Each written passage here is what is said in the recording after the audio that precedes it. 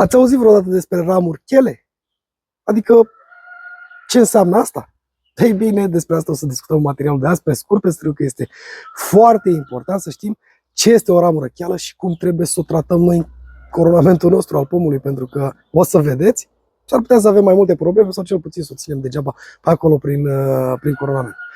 Bine v-am găsit la un nou videoclip, dragi prieteni. Astăzi o să discutăm despre ce facem cu acele ramuri pe structura căreia găsim o pauză de vegetație. Adică în cel mai frumos caz avem niște frunze sau în cel mai rău caz nu avem nicio creștere, dar undeva în vârf avem câteva elemente. Vreți să vedeți despre ce este vorba? Haideți să luăm camera, exemplificăm un coronament și dumneavoastră trageți concluziile împreună cu mine după ce facem acest lucru.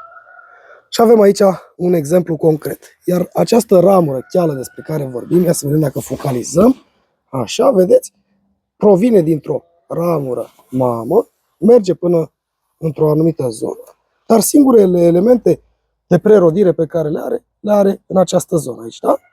Ei bine, toată această zonă nu este garnisită cu absolut nimic. Avem două elemente de prerodire aici și după aceea se prelungește și de asemenea avem un element de prerodire în vârful ei.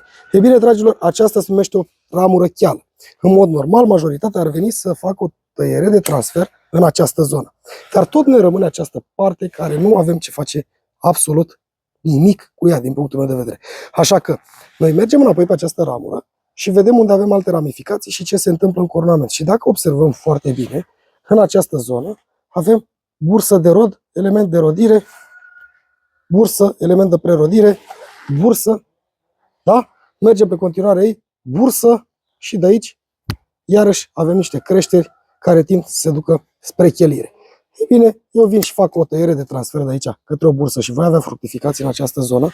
Această parte care este cheală o elimin total, îi las o creștere mică, poate generează vreo altă creștere din această zonă, iar de aici pur și simplu nu mai intervin cu nimic și așa am rezolvat problema unei ramuri chele din coronamentul pomului nostru. Mare atenție însă, putem avea ramuri chele de acest gen, cum este aceasta de aici, dar acest lucru se datorează faptului că în partea superioară avem zona de coronament care umbrește și unde a găsit lumină și unde poate să-și dezvolte și să ramifice, ea a crescut foarte bine. Ei bine, acolo nu umblăm. Este lemn de 4 ani și acolo nu umblăm, pentru că avem susținere în această zonă. În schimb, dacă mergem pe ramură și vedem, avem aici o porțiune cheală, dar este undeva la 15 cm și nu se poate defini drept o secțiune cheală. În schimb, dumneavoastră puteți să stimulați creșteri și garnisiri cu elemente de prerodire pe această ramură dacă veniți și faceți niște tăieri de transfer, la această țăpușă de exemplu, la acest element de prerodire și la fel vă duceți pe cuprinsul întregii ramuri și faceți același lucru din toate punctele de vedere.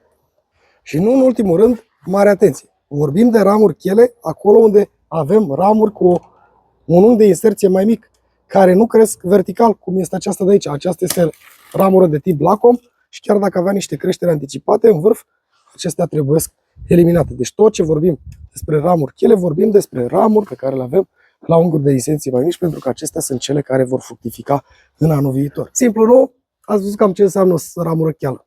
Am dat exemplu pe specia semințoaselor, la măr, la același lucru este și la păr și la gutui și așa mai departe.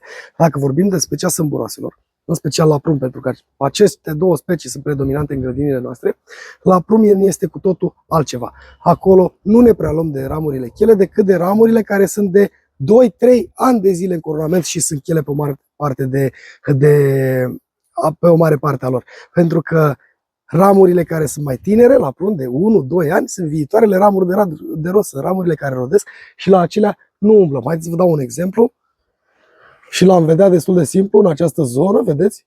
Dar aceea nu poate fi catalogată drept o ramură cheală, pentru că ea va garnisi cu elemente de rodire, se va umple de rod și sub greutatea rodului se va lăsa mai mult și va fructifica mai intens.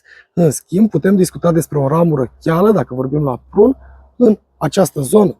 O ramură care efectiv merge pe o mare zonă și este lipsită de elemente.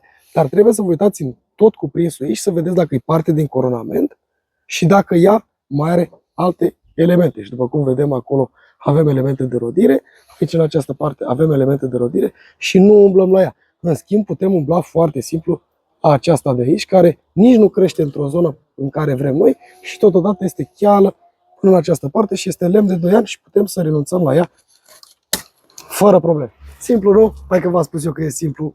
Este foarte simplu, dragilor. Totul e să vreți și să încercați. Luați farfecul, luați fierăstrău, mergeți în grădină și faceți de cap. Respectați oarecum câteva norme. La mine pe canal găsiți cam tot ceea ce trebuie pentru îngrijirea unei grădini, pentru îngrijirea unei mini-livezi de lângă casa dumneavoastră și după aceea dumneavoastră veți reuși. Veți tăia mai bine primul an, după aceea mai bine, veți căpăta experiență și veți tăia ca un adevărat profesionist. Pentru că majoritatea oamenilor care vin să vă taie pomii nu știu ce sunt acele elementele structurale ale pomului, nu știu ce înseamnă părți de fructificare, nu știu ce înseamnă părți de rodire, ce înseamnă părți de regenerare și așa mai departe. Ei vor tinde totdeauna să dea o formă frumoasă pomului, îl face ca pe un bonsai, pentru că așa definesc eu mereu. Mamă, ce frumos este și al doilea an, stuf și niciun fruct și de ce nu rodește pomul, are probleme și o luăm de la capăt și așa mai departe, nu? Ei bine, puneți mâna pe farfecă și mergeți și faceți ceea ce puteți dumneavoastră în livezile și în grădinile voastre de lângă casă. Nu vorbim despre intensive, nu vorbim despre fermele mari, pentru că acolo se vor merge cu totul altceva și așa ca o punct de vedere, durata medie de viață a unui pom într-o intensivă este de la 15 până pe la 20 de ani, după care va fi tăiat, va fi scos, va fi eliminat, va fi înlocuit. Așa că noi în grădinile noastre vrem să avem, sau cel puțin eu vreau să am fructe cel puțin 30 de ani. Da? Și de aceea urmăresc anumite tipuri de tăieri. Așa că, dragilor, până la următorul material, eu vă doresc toate cele bune și țineți cont. Când găsiți câte o ramură cheală, caracterizați-o. Vedeți, are rost sau nu are rost să o mai lăsați în pom. Și aplicați tăierile după criteriile pe care vi le-am spus. V-am pupat!